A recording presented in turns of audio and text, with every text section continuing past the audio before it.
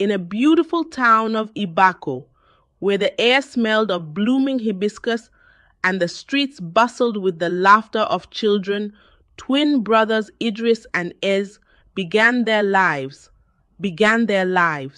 Idris, with his rich, dark skin, and Ez, with his lighter complexion, grew up in a household where beauty and praise were often reserved for Ez. Their home, a small but lively place with clay walls and a wooden veranda, was filled with the aroma of spices from their mother's cooking. Though they were inseparable, their experiences in life were worlds apart. Idris was a very brilliant child at school, but he felt overshadowed by Ez's effortless charm and the preferential treatment he received from their mother. This difference cast a long shadow over their lives. Their mother, Lami, showed more love for Ez. Each time he wore his new outfit, Lami would say, "Oh, Ez, you look so handsome. You light up the room," but would tell Idris, "You would be more attractive if you were lighter, skinned like your brother." Idris, in his quiet corner, watched this praise with a heavy heart. The corner of their home was lined with books, some worn from repeated reading, where Idris found solace. He often found himself in the background. His skin, darker and richer, seemed to disappear behind Ez's glowing presence. Idris's achievements were often overshadowed by his brother's charm because his mother rarely acknowledged them. One day, Idris came home, excited about winning his art competition at school. He showed his work to his parent, his hands slightly smudged with charcoal from his latest sketch. "This is good, Idris. You need to keep up because you have to work harder to be accepted," said his mother, glancing at it briefly before returning to her knitting. Idris's heart sank as he retreated to his corner, his dreams of recognition melting away. His mother's favoritism was a constant painful reminder of his place. One quiet evening, as the sun cast an amber glow over their small front yard, Ez approached Idris while he was working on his new painting, his fingers steady as he blended the colors carefully. "Idris, are you okay? Mama doesn't always see how amazing you are." "But I do," Ez said with genuine concern, his voice barely above a whisper.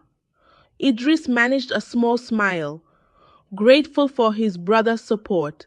He dipped his brush into the water, watching the ripples distort his reflection. Idris and Ez attended the same school, a large colonial era building with ivy creeping up its old walls, but the situation at school mirrored what Idris experienced at home. Teachers and classmates were drawn to Ez's charm. He became very popular at school. Ez's lighter skin earned him admiration and popularity. Idris noticed that the light-skinned boys were praised more, had more friends, got more attention from girls, were the teacher's favorites, and could break rules and not get punished. He faced isolation and bullying from his peers. They called him Midnight because his skin was very dark. During group activities, he was frequently left behind, chosen last with the other dark-skinned boys, or given less important roles. During lunchtime at school, Idris sat on a bench outside, drawing on a paper. The old tree nearby swayed gently, its leaves rustling like whispers. Some boys walked past Idris, but when they saw him sitting there, they told him, "You should stay away from the sun. You're already too dark," and they all laughed. Most times, the popular girls would pretend to be nice to him so they could get closer to his brother, Ez. When Ez's friends visited their home, they would tell Idris to use lighter foundation on his face so he could be more attractive. One of them even said, "You're too handsome for a dark-skinned boy." In Idris's class, there was a very beautiful and popular girl. Her name was Zara. She had a kind smile and gentle eyes, often wearing delicate bracelets that jingled when she moved. Idris admired her from afar, hoping she would notice him. Each time Zara spoke to Idris in class, it was always for his notes, or she would ask him to teach her what she did not understand in class.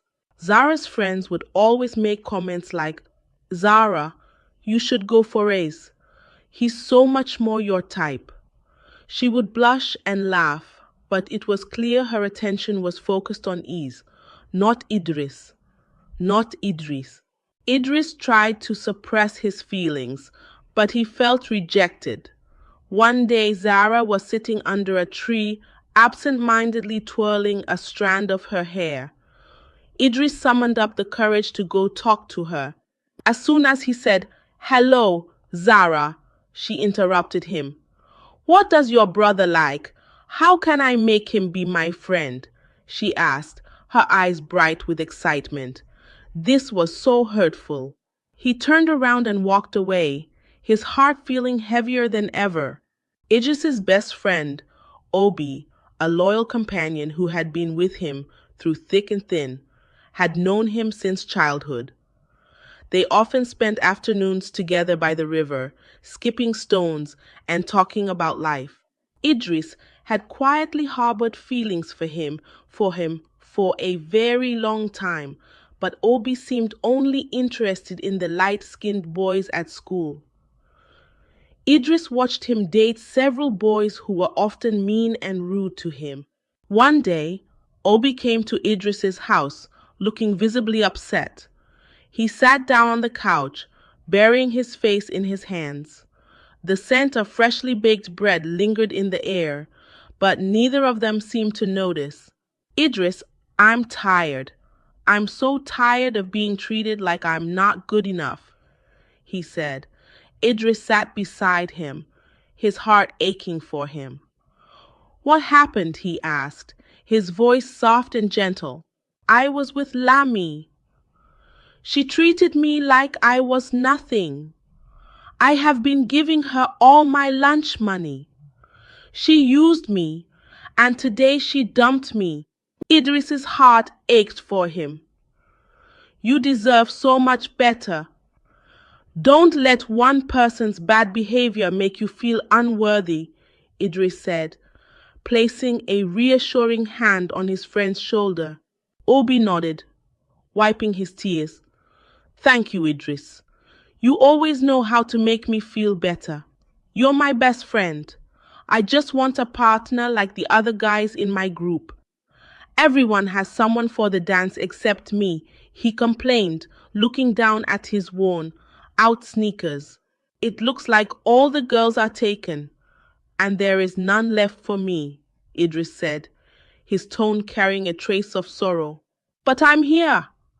I have no boyfriend and no partner for the dance," Idris said, summoning up the courage to say that, his voice barely above a whisper. "What? No, you're just Idris. You're my friend. If I go with you, people will think you're my girlfriend, and I will not have any more chance to have any girl as a girlfriend. I need a real girlfriend, not you." Idris's heart was so broken. His friend, Obi, didn't see him as desirable or worthy of being a boyfriend.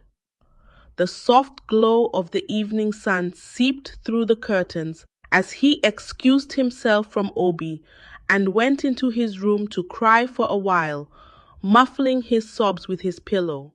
Despite the lack of recognition from their mother and the outside world, Idris had one steadfast supporter, his father, Mr. Dyke. Unlike Lami, their mother, Mr. Dyke, saw and valued Idris's talent and potential. One day, Idris came home bursting with excitement. He had won first place in school. He ran to his dad, Mr. Dyke, who was reading the newspaper at the kitchen table, a steaming cup of tea beside him. Papa, look! I won first place, Idris said, his eyes shining with hope. Mr. Dyke looked up from his paper, his face breaking into a proud smile. That's wonderful. I knew you were special, he said, giving him a warm hug. Your talent is truly remarkable. Idris's heart swelled with pride and relief. His father's encouragement was a balm to his wounded spirit. He always took the time to notice his achievements, no matter how small, and his support for him was a constant source of strength. You bring so much joy into our lives. Don't let anyone make you feel otherwise, his dad said. Idris's eyes filled with tears. He had longed for his mother's approval, but his father's unwavering support was a precious comfort. Thank you, Papa. It means so much to me. One day, while walking past the kitchen, Idris overheard a conversation between his parents. His mother's voice was filled with frustration as she said, Easy's lighter skin seemed to open more doors for him. I just wish Idris's talents were recognized more. Mr. Dyke's response was calm but firm. Lami, say, our son is very brilliant. We need to support him even if others don't see it. He's going to shine no matter how long it takes. He's going to shine no matter how long it takes. After graduating high school, Idris looked for a job in the fashion industry. He faced a lot of rejection and prejudice. His designs were so good, but big brands only wanted to buy his designs without giving him credit for them or allowing him to model his designs in the fashion show. He was so frustrated. The city streets buzzed with activity, yet Idris felt like a shadow walking through the crowd, unseen and unappreciated. One evening, after a particularly tough day, Idris sat at his desk, exhausted. His brother, Eza, knocked on the door and entered, the room dimly lit by the lamp on Idris's table. Idris, you have been working so hard. Maybe you need a break, he suggested. Concern etched on his face. Idris looked up, his eyes tired but determined. I cannot afford to take a break. I have to make it. Ease hugged him gently. I believe in you, Idris. You've always been stronger than you know. Despite the discouraging environment, Idris persevered. He continued to work hard, often staying late into the night to refine his designs. The quiet hum of his sewing machine became his companion, his sketches piling up beside him. Ease helped him publish his designs on his social media account. Soon, people started seeking him out to make their clothes for them. He was exceptional. As he made more clothes for people, he got more recognition, and more famous people and celebrities began to ask him to make clothes for them. He poured his heart into the designs, blending traditional African elements with modern aesthetics. The companies that rejected him lost most of their famous clients to Idris. He launched his fashion line and organized his own fashion show. All his celebrity clients and famous friends came out to support him. With his new connections, his brand grew and was known across Africa. One day, he met Obi at an event. The music was lively, and laughter filled the air. Obi was so happy to see Idris. I have been following your work, Idris. You've done amazing things, and it's inspiring to see how much you've made a difference. Thank you so much, Obi. Idris responded to him, his smile polite but reserved. After the event, Obi asked him for his house address and phone number. I would like to take you out on a date. But Idris smiled at him and politely turned him down. Idris was so accomplished. With his new connections, he decided to help his community. He launched a campaign to build in his high school, where he employed the best teachers for fashion designing, art, and other creative skills. All his celebrity friends and wealthy friends donated graciously. He organized competitions where he gave out scholarships to winners. During the launch, the school asked him to give a speech. He arrived with his entourage and his brother. He was the most accomplished. After his speech, all the boys and girls that used to look down on him went closer to look down on him, went closer to reintroduce themselves and seek connections with him. They all wanted to be his friend and asked to exchange phone numbers. He smiled and politely declined, giving them his phone number. In the car, his brother laughed and said, "Idris, you're so popular now in school." "Yeah, I can see that. They all love me now because of what they can get from me," he replied. They both laughed and drove off.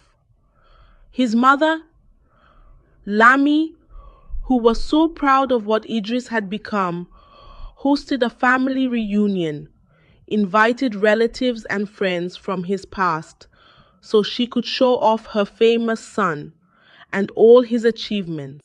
The house was filled with chatter, the aroma of delicious food wafting through the air. After the party, she spoke with Idris.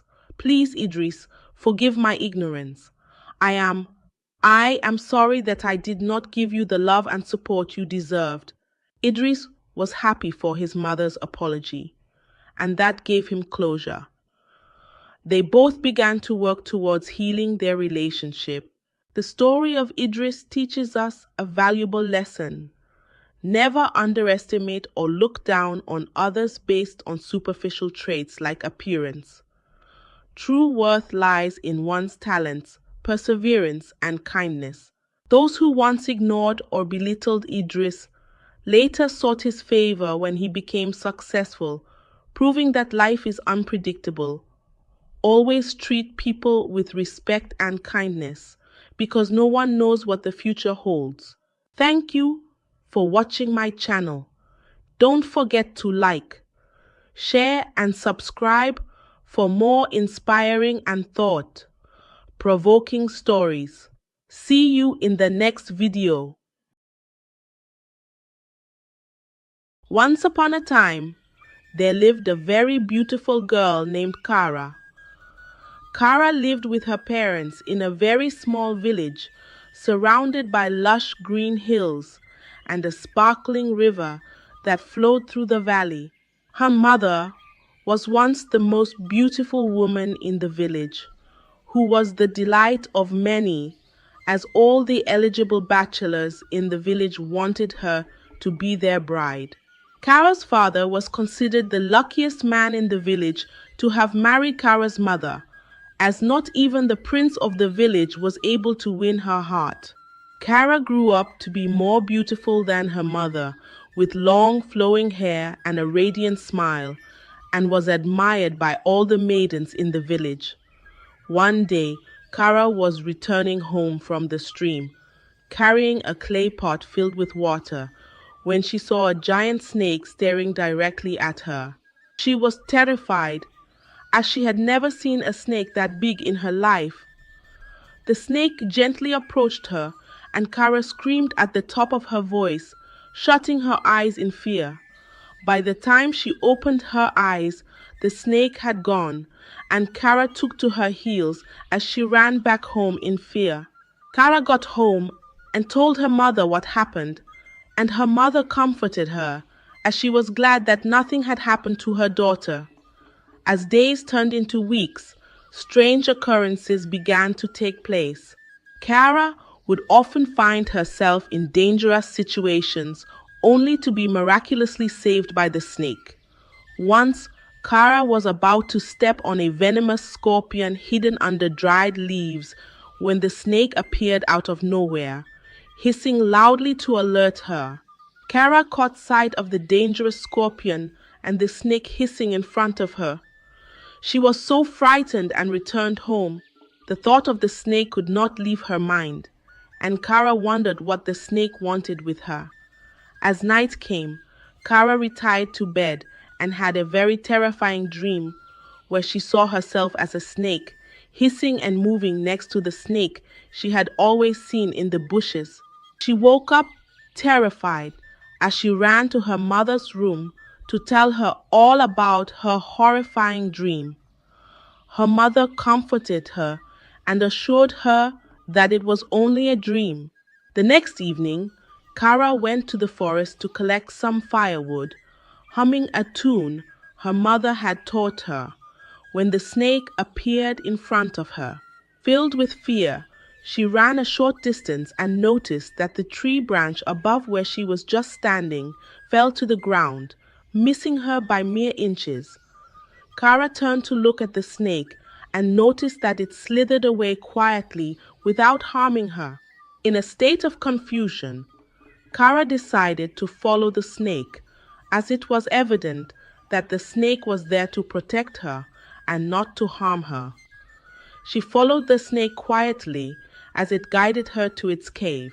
Kara lacked the courage to approach the snake, so she ran back home in fear. Little did she know that someone had trailed them from behind when they heard her scream. A maiden in the village named Mira had heard Kara's loud scream and rushed to check what it was. When she saw Kara and the huge snake staring at each other from a distance, filled with curiosity, Mira followed Kara and the snake, as she wondered what connection Kara had with the snake,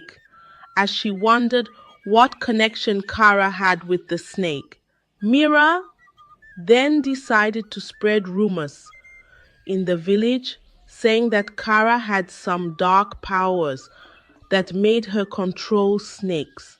She told villagers how a snake in the forest saved Kara from a fallen branch. Mira's gossip quickly spread through the village like wildfire. Whispers and hushed conversations erupted, with some villagers becoming suspicious of Kara. They wondered if Kara was in alliance with dark forces, whilst others believed it was simply a desperate attempt by Mira to discredit Kara out of jealousy.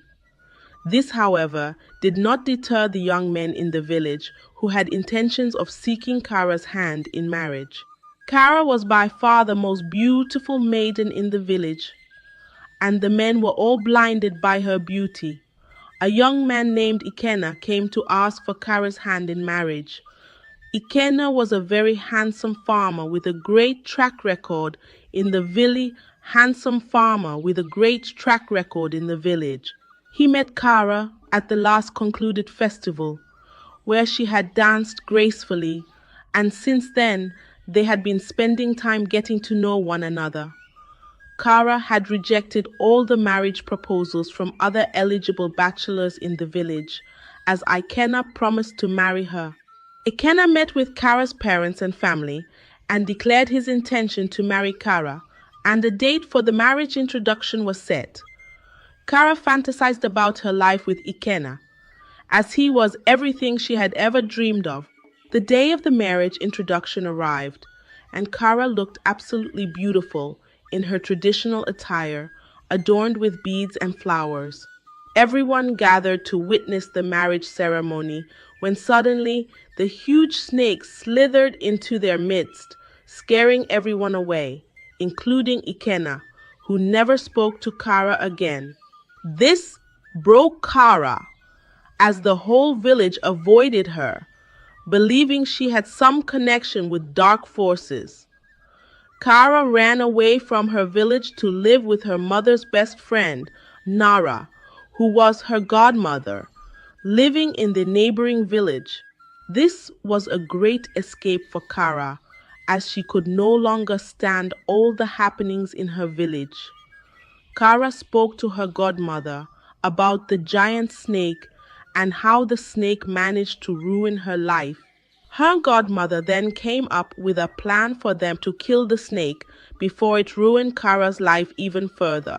They journeyed back to Kara's village, and Kara led her godmother to the cave where the snake lived. The snake was fast asleep, so Kara and her godmother quietly approached the snake.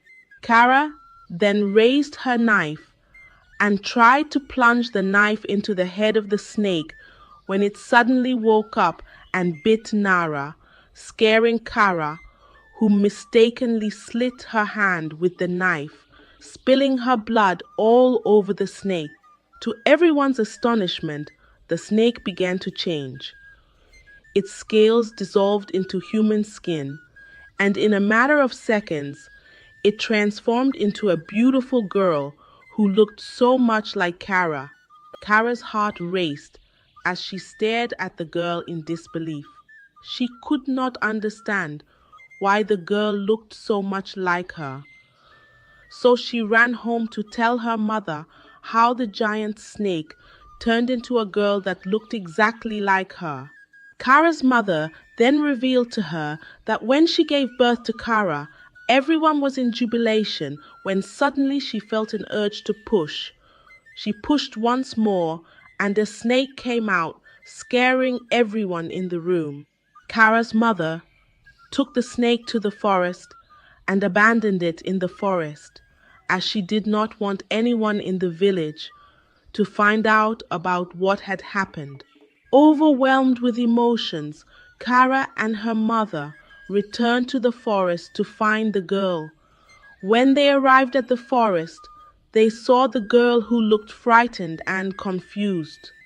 Next to her was Kara's godmother, Nara, who was now acting weird. She had run mad, and when she saw Kara and her mother, she began to make shocking revelations. She revealed that many years ago, Kara's mother took something that belonged to her. She said to Kara, "Your mother and I were best of friends, and I was in love with a man who fell deeply in love with your mother. Out of jealousy, when I heard that your mother was pregnant with you, I visited an evil juju to turn your mother's unborn baby into a snake. Little did we know that your mother was pregnant with twins. When your mother gave birth, I thought the charm did not work, as she had a healthy baby. Little did I know that one of her babies came out as a snake. I only got to find this out when you told me about the snake that had been appearing to you in the forest. I visited my juju man, and he revealed to me that the snake was your mother's second child. I then decided to come up with a plan to kill the snake to hide my tracks," Kara's godmother said, as she began to laugh so loudly she had been struck with madness. Kara believed that her sister's transformation was behind her godmother's madness.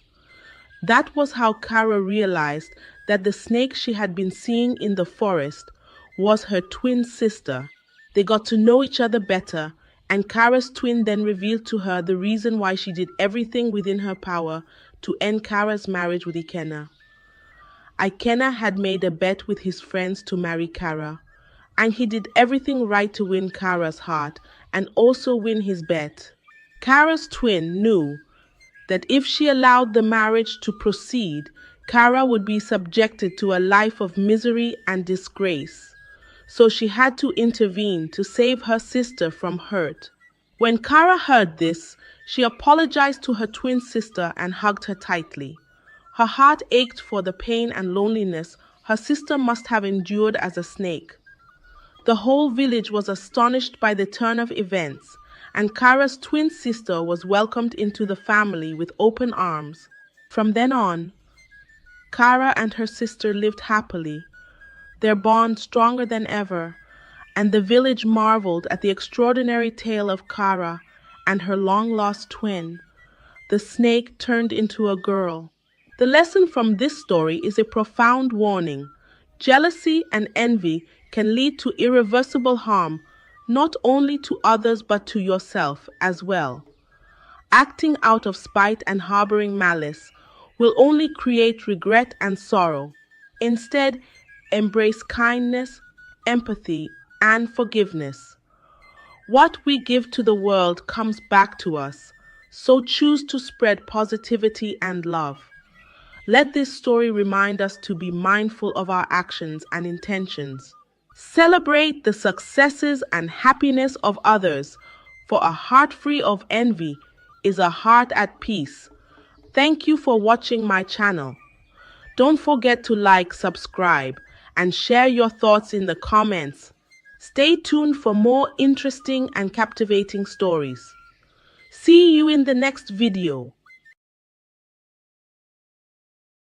That she was being followed, filled with terror, she ran home and locked herself in her hut. After a few minutes, she heard a loud bang on her door, and this sent shivers down her spine as she feared that the evil creature was after her. The moonlight streamed faintly through the cracks in the wooden walls, casting eerie shadows that seemed to move. She kept silent as the banging continued for a few minutes and stopped. Still shaking in fear, she remained in her hut when she suddenly heard a voice talking behind her, its tone soft yet chilling. Once upon a time, in the busy Olo market, lived a popular hair braider who was known as the Silent Braider. The villagers arrived at the market one morning and met her sitting in the corner, braiding the hair of a woman. They were all shocked as no one in the village had ever seen her before. Her presence seemed mysterious, as she carried an air of quiet authority. However, the woman never uttered a word to anyone, so the people named her the Silent Braider as they all believed that she was deaf and dumb. Shockingly, on her first day in the market, several women stood in a long queue as they waited to get their hair braided by the strange woman. She braided their hair so beautifully, and her unique braiding style, with intricate patterns resembling ancient symbols, attracted more women to her little corner. The other hair braiders in the village became so jealous, as all their customers no longer came to them for their hair. They all preferred to braid their hair with the Silent Braider, despite waiting in long queues, and this made the other braiders wonder who the Silent Braider was and where she had come from.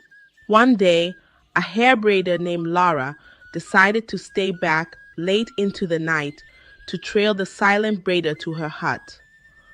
Laura was so curious to know who the Silent Braider was and where she lived, so she waited back in the market, hoping to follow her home once she was done. However, after a few hours of waiting, Laura slipped into a very deep sleep. She woke up a few minutes later and noticed that the Silent Braider had gone. Laura was so disappointed and wondered when she fell asleep. She decided to try again the next night. She returned home so sad and went straight to bed, her mind racing with questions about the Silent Braider.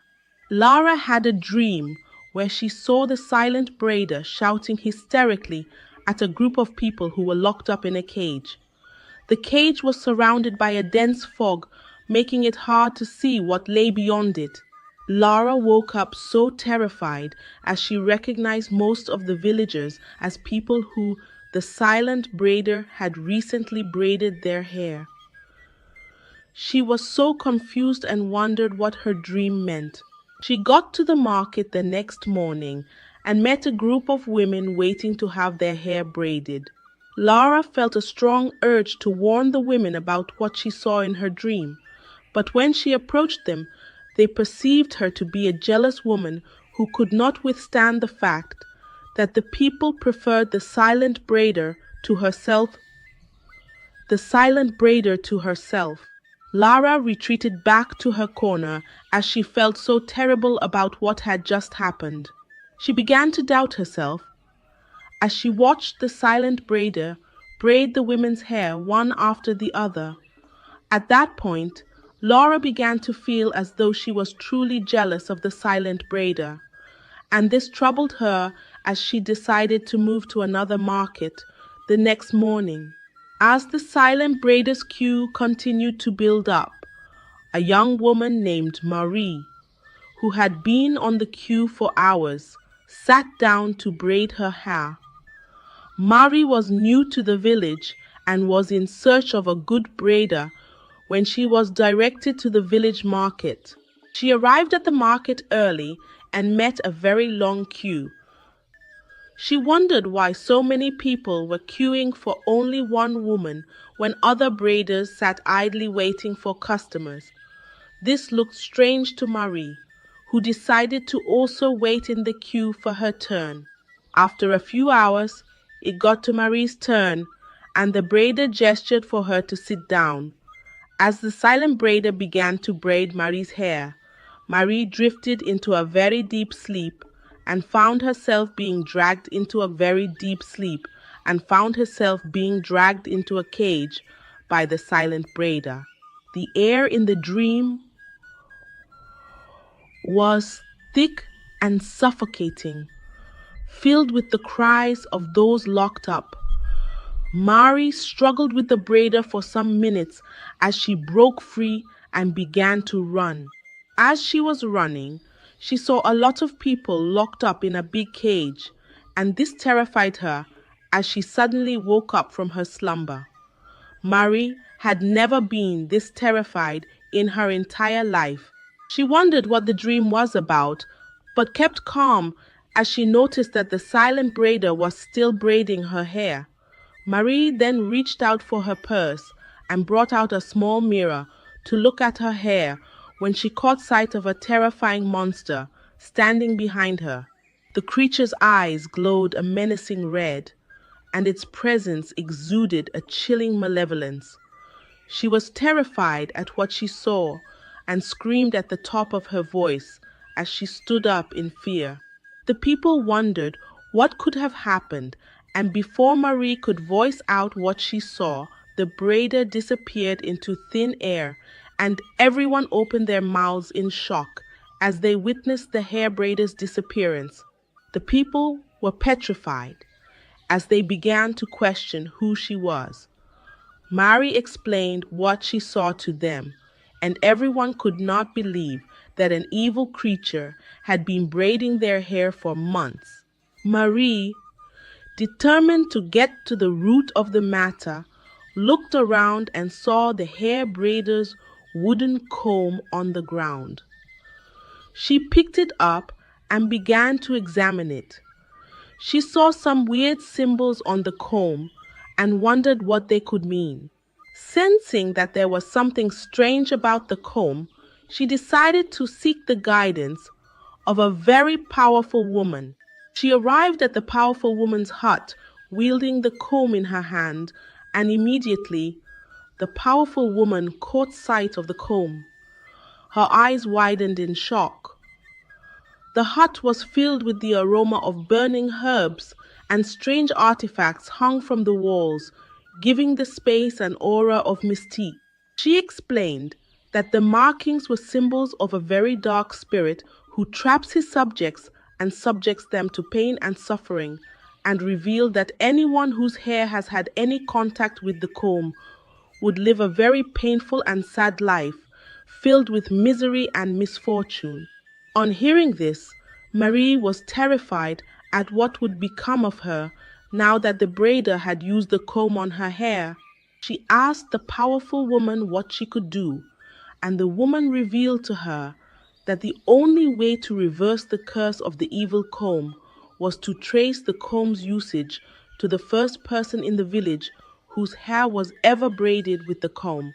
The powerful woman then told Marie that once the person is found, the comb should be used to loosen the person's braids, as that will break the curse and set everyone free from bondage. Marie, now armed with the knowledge of how to break the curse, embarked on a mission to trace the comb's usage back to its root. She consulted with the people who sold items in the market as well as other hair braiders, but no one could recall the first person who ever warmed the stool of the silent braider. Marie decided to return back home, but had a strange feeling that she was being followed. Filled with terror, she ran home and locked herself in her hut. The night was eerily quiet. with only the faint sound of crickets echoing in the background. After a few minutes, Mary heard a loud bang on her door, and this sent shivers down her spine as she feared that the evil creature was after her. Mary kept silent as the banging continued for a few minutes and stopped. Still shaking in fear, Marie remained in her hut when she suddenly heard a voice talking behind her. Marie turned in fear and saw a pale-looking woman standing right behind her. "Who are you, and how did you get into my hut?" Marie asked as her voice trembled with fear. The pale woman introduced herself as Leda, saying that she got into the hut through an open window. "What do you want from me?" Mary asked, and Leda revealed to her that she was the one that Mary had been looking for. Leda revealed how things changed for the worse after the silent braider braided her hair on that fateful morning. She watched as her life crumbled before her eyes and wondered what could have gone wrong. All her children fell sick and died within a short period of time, and her husband left her because he believed that she was cursed. Little did she know that the silent braider was behind all her misfortune. Mary was so happy to have found the woman that she had been looking for. She convinced Leda to follow her to the powerful woman's hut, and when they arrived at the hut, the powerful woman asked for the evil comb, which she used to loosen Leda's braids. As she was loosening the braids, the evil creature appeared, and the powerful woman began to recite some powerful words. As she continued to loosen the braids, with every stroke of the comb on Leda's hair, the evil creature groaned in extreme pain. Shadows in the hut seemed to dance wildly as the creature writhed and snarled. Mary watched as the evil creature dissipated into thin air. After the powerful woman successfully loosened all of Leda's braids, the powerful woman, with a smile on her face, declared that the village was now free from the evil grip of the evil creature. All the innocent people whose spirits were once caged by the evil braider were now free, and the people jubilated as they danced and showed their gratitude for their freedom. The market of Olu, once shrouded in misery and fear, now thrived as the other. Hair braiders, who had been overshadowed by the silent braider, regained their customers, and the village returned to its lively self. The lesson to be learned from this story is that blindly following trends without questioning or understanding them can be so dangerous. We should all learn to be discerning and seek knowledge rather than blindly following the crowd. Also, trust your instincts and don't dismiss warning signs, as our intuition serves as a valuable guide to keep us away from impending danger. The story serves as a valuable lesson to remind us of the dangers of blindly following trends without questioning or understanding them. It teaches the importance of being discerning and seeking knowledge instead of simply conforming to what everyone else is doing. The Silent Braider's tale warns us to trust our instincts and never dismiss warning signs, as our intuition can often guide us away from impending danger. By being cautious and attentive to our surroundings, we can avoid falling victim to harmful situations or manipulative forces. Thank you for watching my channel, and I invite you to explore more interesting and captivating stories here. Stay curious and stay safe. In a quiet town called Zora, there lived a beautiful girl named Anna. She was admired by everyone in the village. Men from far and wide came to ask for her hand in marriage. No one could deny her beauty, Her glowing skin, her radiant smile, and kind eyes made her the talk of the town. Every morning she would walk to the market square, her presence lighting up the entire street. But no matter how many men asked her to marry them, Anna couldn't say yes.